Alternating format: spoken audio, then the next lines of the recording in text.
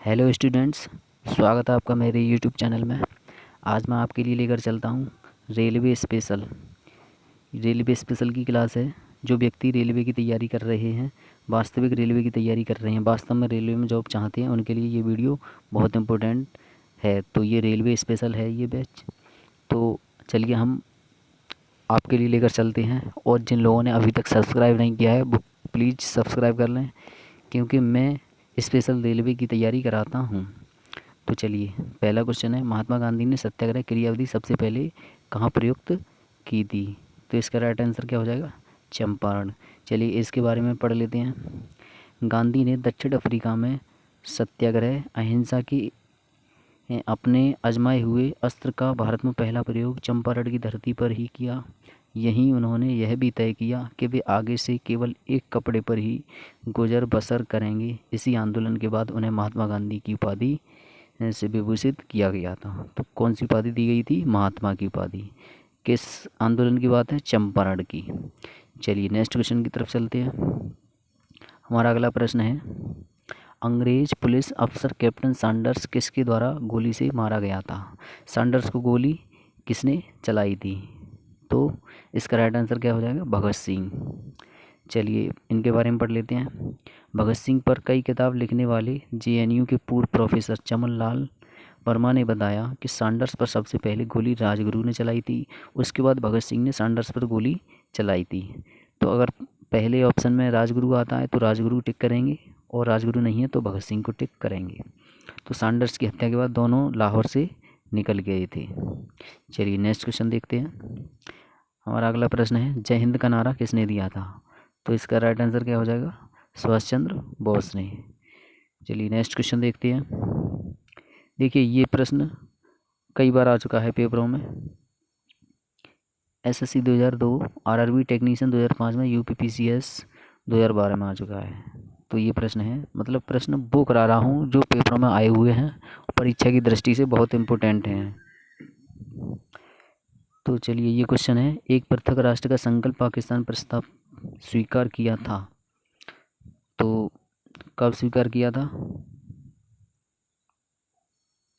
1940 में। ये इसका राइट आंसर हो जाएगा। इसकी व्याख्या देख लेते हैं। पाकिस्तान ने अलग राज्य बनाए जाने का नेतृत्व मोहम्मद अली जिन्ना ने किया था।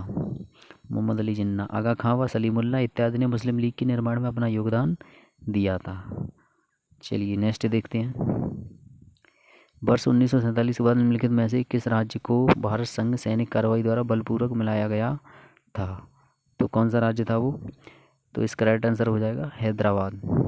चलिए इसकी व्याख्या पढ़ लेते हैं। जब 1947 में भारत स्वतंत्र हुआ, ब्रिटिश शासन से हुई शर्तों के तहत हैदराबाद ने, जिसका प्रतिनिधित्व मुख्यमंत्री, मंत्रिमंडल और निजाम कर रहे थे, स्वतंत्र होने का चुना। एक मुक्त शासक की भांति यहाँ ब्रिटिश साम्राज्य की रियासत की भांति भारत ने हैदराबाद पर आर्थिक नाकेबंदी लगा दी। परिणामतः हैदराबाद राज्य को एक विराम समझौता करना पड़ा। भारत की स्वतंत्रता के करीब एक साल बाद 17 सितंबर 1948 के दिन निजाम ने अधिमिलन प्रपत्र पर हस्ताक्षर किए। 1 नवंबर 1956 को भारत का भाषाई आधार पर पुनर्संगठन किया गया। हैदराबाद स्टेट के प्रदेश नए बने। आंध्र प्रदेश, बम्बई बाद में महाराष्ट्र और कर्नाटक राज्यों में तेलुगु भाषी लोगों के अनुसार बांट दिए गए। इस तरह हैदराबाद नए बने राज्य आंध्र प्रदेश की राजधानी बना। तो भाषाई आधार पर पहला प्रदेश कौन सा बना था? आंध्र प्रदेश। चलिए नेक्स्ट क्वेश्चन देखते हैं। हमारा अगला प्रश्न है, किसने कहा था कि तुम मुझे खून दो मैं तुम्हें आज़ादी दूंगा? तो इसका राइट आंसर क्या हो जाएगा? सुभाष चंद्र बोस ने।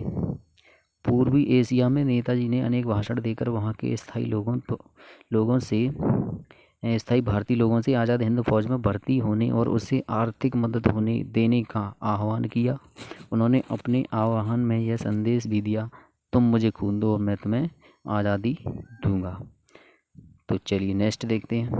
अगला प्रश्न है, देशबंधु की उपाधि संबंधित है, किससे संबंधित? देखिए ये question RRB, ASM station master और गुड्स गार्ड में आया है 2005 में। क्वेश्चन बहुत इंपॉर्टेंट है।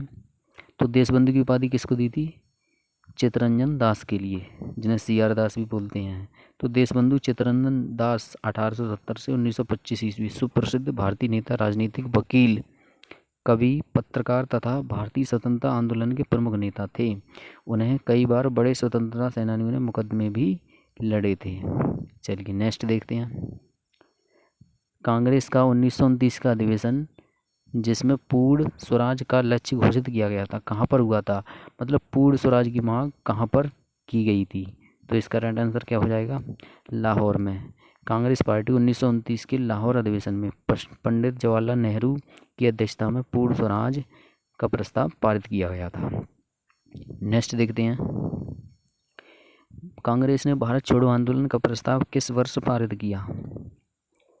तो भारत छोड़ो आंदोलन का प्रस्ताव कांग्रेस ने 1942 में पारित किया था। ये इसका राइट आंसर हो जाएगा 1942। तो 8 अगस्त 1942 को अखिल भारतीय कांग्रेस की बैठक मुंबई के ग्वालियर टैंक मैदान में हुई और भारत छोड़ो आंदोलन के प्रस्ताव को मंजूरी मिली। इस प्रस्ताव में यह घोषणा की गई थी कि भारत में ब्रिटिश शासन की तत्कालिक समाप्ति भारत में स्वतंत्रता तथा लोकतंत्र की स्थापना के लिए अत्यंत आवश्यक हो गई है। चलिए नेक्स्ट देखते हैं। अगला प्रश्न है, सुभाष चंद्र बोस ने सिंगापुर में दिल्ली चलो का नारा दिया था। तो ये कब की बात है? 1943। ये इसका राइट आंसर हो जाएगा। नेताजी ने 5 जुलाई 1943 को सिंगापुर के टाउन हॉल के सामने सुप्रीम कमांडर के रूप में सेना को संबोधित करते हुए दिल्ली चलो का नारा दिया और जापानी सेना के साथ मिलकर ब्रिटिश व कॉमनवेल्थ सेना से बर्मा सहित इम्फाल और कोहिमा में एक साथ जमकर मोर्चा लिया। तो ये प्रश्न आज के रहे,